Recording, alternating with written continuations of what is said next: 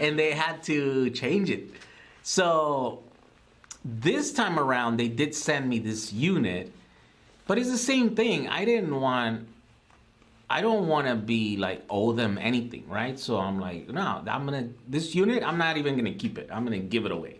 I don't want to keep it. I don't want to benefit from the thing, because then that's going to taint my view on it, whatever, right? I'm like, I want to be unbiased. And it is, that was my personal opinion. It's like, it's a good unit, it's put together, but it's not based on nothing. I took it apart. I saw that someone posted a comment, so biased or so, I don't know what or what. And I'm like, it's based on facts. It's based on the performance things. I tested it in front of you in the video, There's no reasoning with trolls. So, I was like, nah, delete. I don't want to read your stupid comment.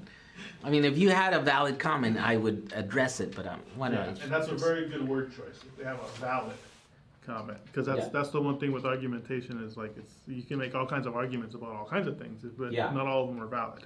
Yes. If they're valid, then we can have a conversation. Even if you think it's valid, we can at least talk about that part. Yeah.